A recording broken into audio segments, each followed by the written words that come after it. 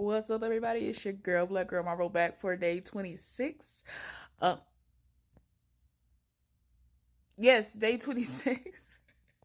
My bad. Day 26 of my 31 days of reviews featuring Terminator 5, which is Terminator Genisys. Oh, that's good. Seeing that this movie came out already is going to be spoiled, just like the rest of the Terminator films. And if you would like me to discuss this a little bit more thoroughly with a group of people called The Real Study, my podcast with my peoples, join me Sunday live on YouTube and Twitch, The Real Study, REEL, like movie Real Study, 4 p.m. Pacific, 7 p.m. Eastern. But let's get it.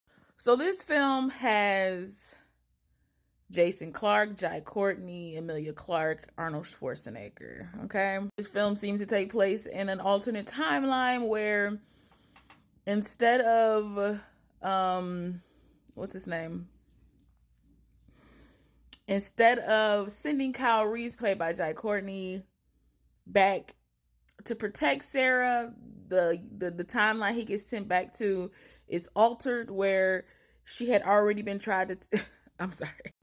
Skynet has already tried to kill her when she was like 9 years old, and someone sent a Terminator back from 1973, sent a Terminator to 1973 to protect Sarah, and it killed her family. And this robot, which is essentially it's the Terminator robot, the T-800 from the first Terminator, saved her, raised her, prepared her, and Jai Courtney's Kyle Reese is confused because he thought that she was going to be like the more docile Sarah that we remember from the first Terminator. So as Kyle is trying to adjust to the fact that Sarah knows everything about her destiny, about her future, and she really don't want to be with him because it's been prophesied that she's going to be with him, they are on the outs. Add in the fact that her Pops, who she called Pops, is a T-800. Kyle, having grown up in a world full of robots, androids, does not trust them, assumes for a nice chunk of the film, for me personally, too long of the film, that Pops was going to change and turn on her when she had told Kyle that she reprogrammed it, and he just didn't believe her. But I will say, as these Terminator films have been going on, I love the step up in graphics. I love the step up in showing us more lore from the world, as well as new Terminators, because in this one was nice. I will say, I like the plot of this one. For me personally, it just would have hit more if the actors were the same actors from the other films. But that's just like my preference. I'm not saying that these actors didn't do a good job. It's just that this timeline, just for me personally, just would have hit more if it was Linda Hamilton or like, I know Edward Furlong, who played John Connor in Judgment Day, has been kind of like out the game for a minute due to his own like personal issues and stuff like that. So like John Connor has always been played by like a different actor every time. But I don't know, I just think because the actors changed so much, I just couldn't like really too emotionally get attached to the fact that they end up taking John Connor's character and turning him into a Terminator, which I honestly feel like that's like the natural progression of where this world was going. But it was just nice to see like the savior become like the evil, in a sense. So like, and on top of that too, he had his own memories. They literally put like nanotech in him and changed him, which in my mind, being a Whovian, I was like, the Cyberman anyway? Just turned him into a Cyberman. I was like, I said Doctor Who just has permeated the world, okay? But I like that twist to it. I like the fact that Emilia Clarke played Sarah Connor. I feel like she's a bit younger than we remember her to be. I don't think she's even in the same age range as Linda Hamilton was in the first or second Terminator. I don't know what age, or maybe it's just because Emilia Clarke has like a very youthful look. Like I think she, whenever she turns 50, she's still gonna look like she's 30 or something. You know what I mean? Like she's gonna like she's 30, and if she's in her 30s, she look like she's 12. So I don't know what age they was really going for. I'm assuming she must have been like in her 20s or something like that. So she was like a younger version of Sarah Connor than we've seen before, which was cool. I think she did a really good job. Yeah, I just think I don't really have anything bad to say about I felt like she held her own. I mean, there was one moment where she had this big spear of a gun, and I was like, I don't care how much training, her little frame ain't holding that gun. I don't care what nobody say. But you know, it's Terminators, it's androids walking around that could change to people. You suspend your disbelief. I feel like this film like had everything in it from like previous films, which is why I think some people lean a little bit more towards they enjoyed Genisys, because like it brought in a T-1000, it brought back the what was that? It brought back the 800. It had moments of like, I think they cut in some of the original footage from T1 into this to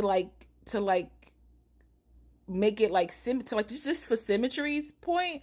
But I probably will have to ask like Lieutenant Commander Ray, if you don't follow her, I probably have to talk to her about this on the pod.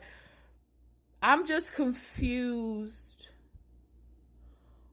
on how they knew that the Terminator and Kyle Reese was gonna pop up in 1984. Or maybe I'm thinking about it too much, because okay, I'm thinking about it too hard, because she was saved in 73 by a Terminator that from the future. So this Terminator knew what was going to happen. They knew that they were going to send another Terminator back and Kyle Reese. But because she got saved in 73, it altered the timeline and switched some things up to have like two Terminators in the same timeline. And that Cyberdyne is now Genisys. They just changed their name. I'm here for it. It's all good. But I'm also curious though, like, why did the future get altered? I think they said because the 1984 future in which he knew, like what John knew, because he saved them in the future, in their present, that I guess, I know I'm not making no sense, but I think I am though. So I think it's like, because John saved them in the future, you know, their present, but in the future, by sending Kyle Reese back, that past doesn't exist anymore.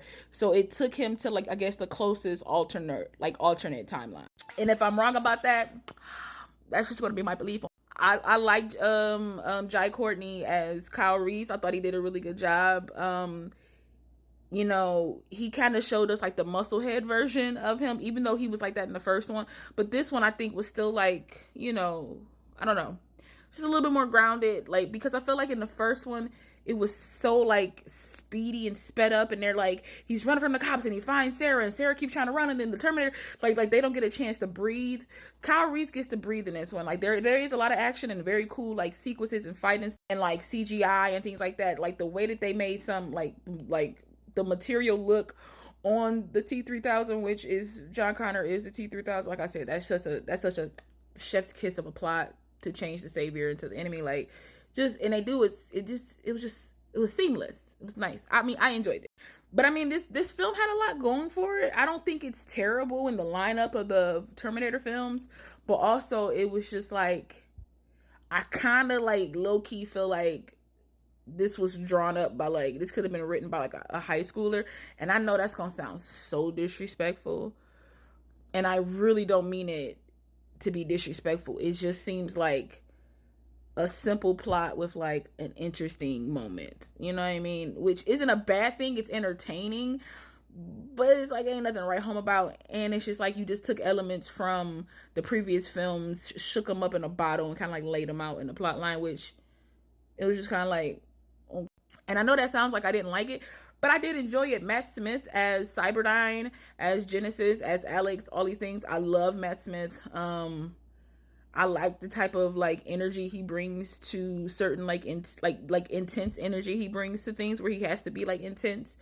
I think he does that very well. All in all, solid film. I would probably give it like a 7. I'd probably give it like a 7.5. I enjoyed it. I would probably watch it again. Just because it had some really cool like stunts and effects and stuff like that.